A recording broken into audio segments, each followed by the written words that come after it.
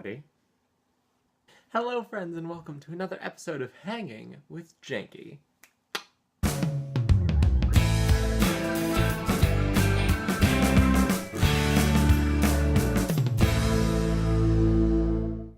As you can see, today I am rocking the cowboy look. In honor of Red Dead... As you can see, today I'm rocking the cowboy look in honor of Red Dead Redemption 2, the trailer of which released this week. And it just looks... everybody's excited. Also, because cowboy outfits are very easy to throw together last minute. This hat is cool, but it's cramping my style. Anyway, I'm glad that you're back here with me for another Hanging with Janky. So, not to keep you waiting, let's get right to what's happening this week. So, this past week on the channel, we got up lots of stuff. All sorts of things.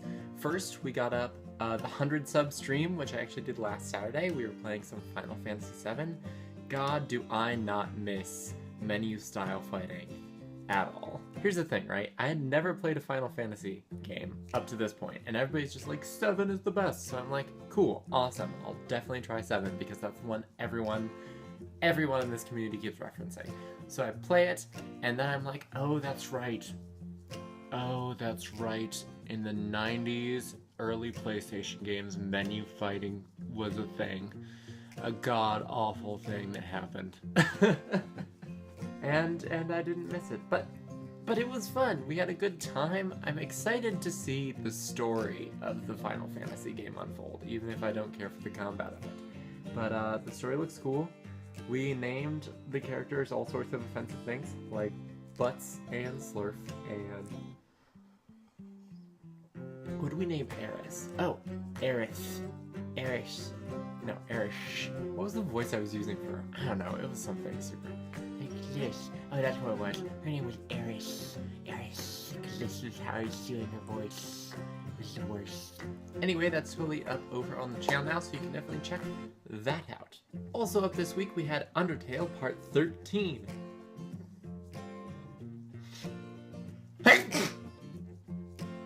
Ooh, excuse me. On Undertale 13, we explored the core, making our way up to Asgore's castle. We're so close. We have one Metaton battle left, which I almost did, and then I lost it pretty quick, and I was just like, you know what? This can wait. So, on Undertale Part 14,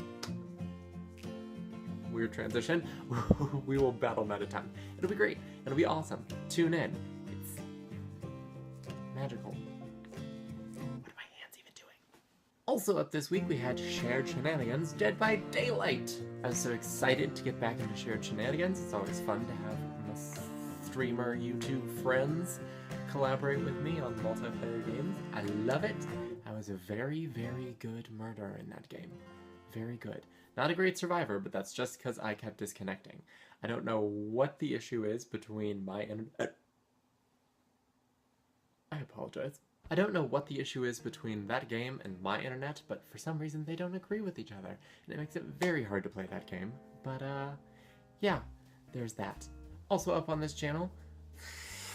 Also up on the channel this week, we had The Witcher Part 13, which was a good episode that I'm very sad nobody is watching. It has gotten 0 views since I posted it.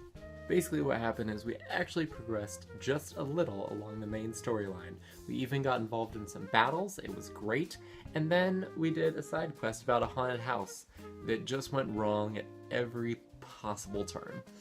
Every step of that side quest was a mess, and yeah, it was great. You should definitely check it out. Check it out, The Witcher Part 13, The Basement of Regrets. It is a good episode of The Witcher. It could really use some more views. Shameless plug, but it should. Also, we had the 100 sub Q&A, where I answered your Q's with my A's. Anyway, oh, that didn't sound good, did it? Anyway, we had a grand old time. I talked about the stuff on the bookshelf and my plans for YouTubes and things like that. It's a fun little thing, and by little I mean 22 minutes. I apologize. I know all my videos are long. I tried to shorten them, but I just talk so much. Anyway, if you get a chance, you can totally check it out. It's super cool, super awesome. Super whatever that was. Also up on the channel this week, we had Demo Day Hello Neighbor, which is a game. It's a game. Okay, Hello Neighbor is actually a very fun game. It's just that I am pretty bad at it because I didn't understand what the objectives were. I now do, having watched other people play Hello Neighbor, so I'll probably get back to it, maybe even on Stream Shenanigans tonight, and try to figure out what exactly is going on with that. But yeah, it was kind of a mess. Basically, you're trying to get into the neighbor's basement because you highly suspect he keeps like murder tools down there and bodies, and basically you're trying to get him not to catch you. It's difficult. It's difficult. It's hard because I kept breaking windows trying to distract him, but then he would come to the room where I broke the window and then he would spot me through the window and then we'd have a wild goose chase. I couldn't get away from him, but apparently you can, it's just that I didn't. And it was a mess. I was caught several times, but it's a hoot and a half, I'm sure, so you could definitely check that out. Also, finally, I told you we had a lot. I got up Fimble Famble Saucebox, Rocky Horror, because Rocky Horror Live was this week. To be honest, I didn't see most of Rocky Horror because I had a late class, so I tuned in late, and then I missed most of what was going on. No, beside the point. All that's beside the point. The point is, you should watch my Saucebox to figure out what I thought of what I did see of Rocky Horror. Although I will say the Time Warp, I enjoyed. I went back and watched that after the fact, because I hadn't seen that when I recorded Saucebox. I went back and watched it. I enjoyed it. I always like the Time Warp.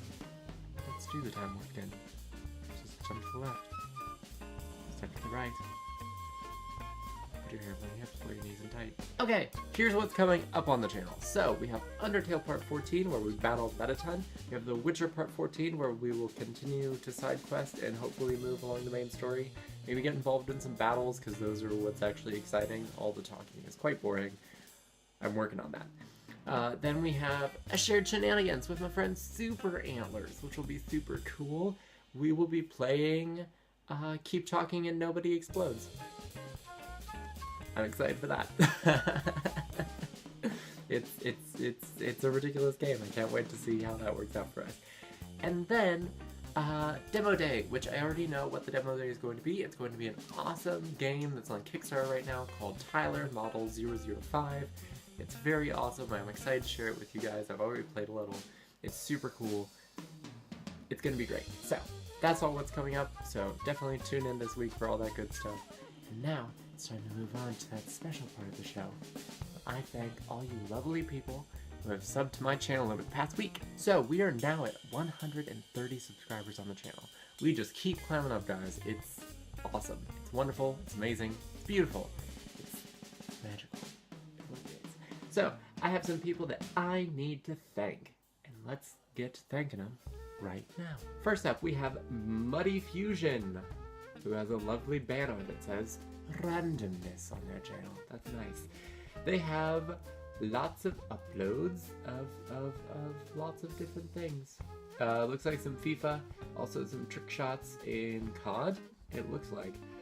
Black Ops 3, some... Oh, what is that game? That game looks really awesome. They have lots of good stuff. They have 8 subs on their channel right now. You should definitely go check them out. They also have fun little playlists and things. So they have lots of good stuff. Go check out their good stuff. And thank you, Muddy Fusion, for subbing the channel.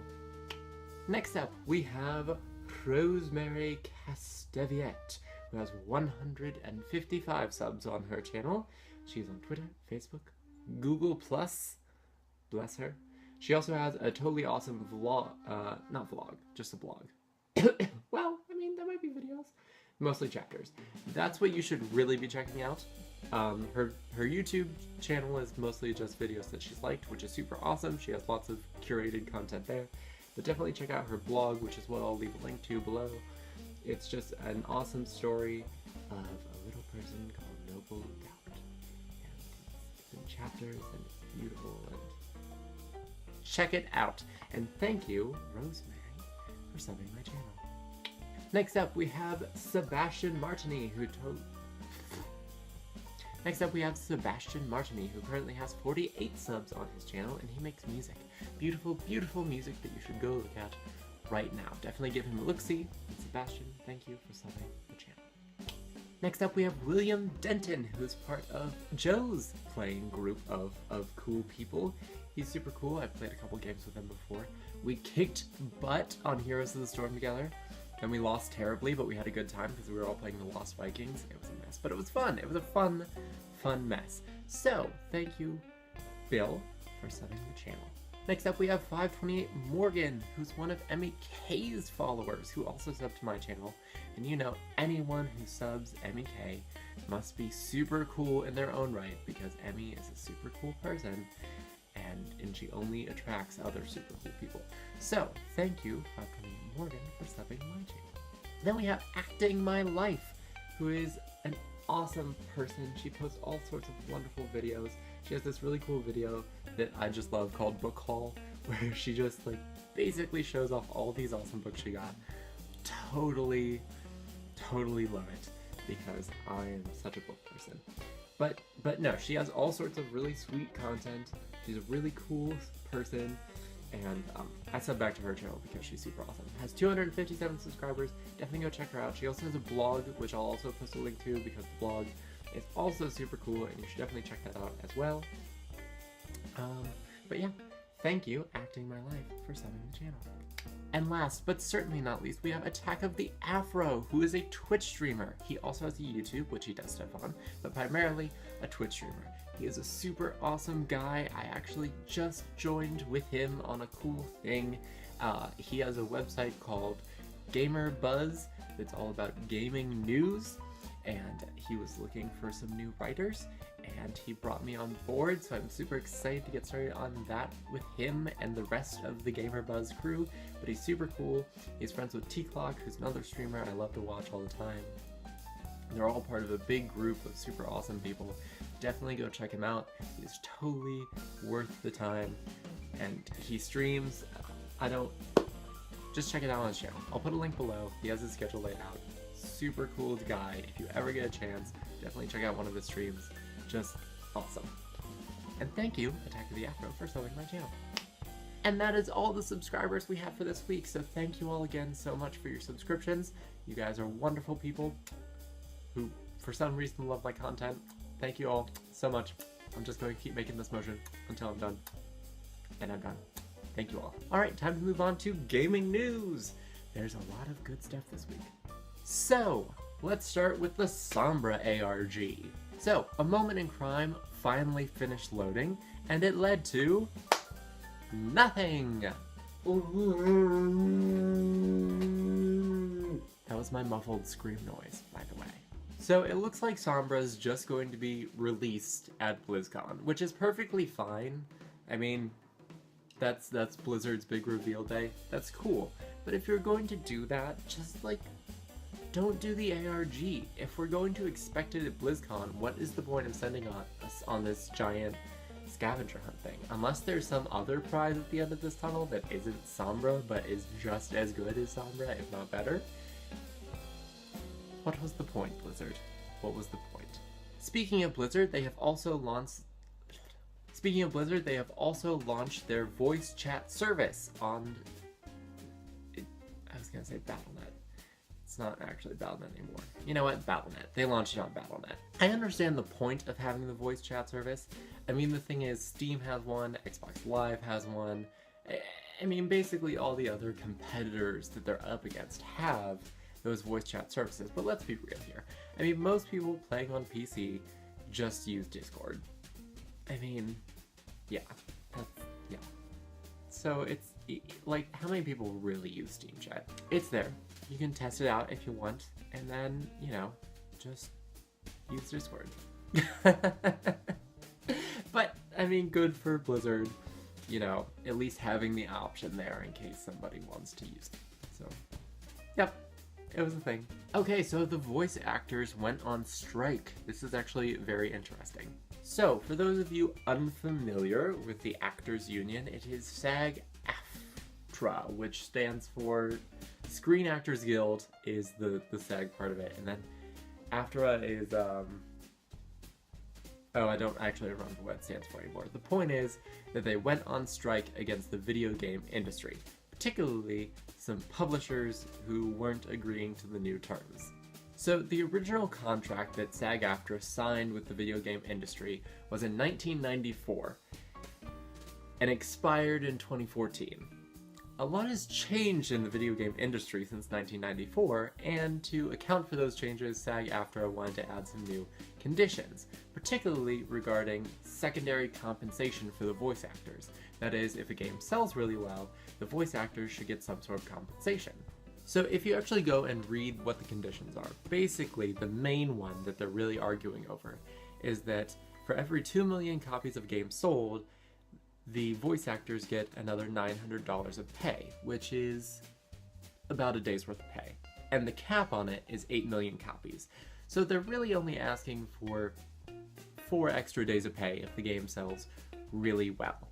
Now, there are 11 publishers specifically who aren't really agreeing with this, but in those 11 publishers, there are some pretty big names, like Activision, Disney, EA, Insomniac, Take-Two, and Warner Brothers Publications.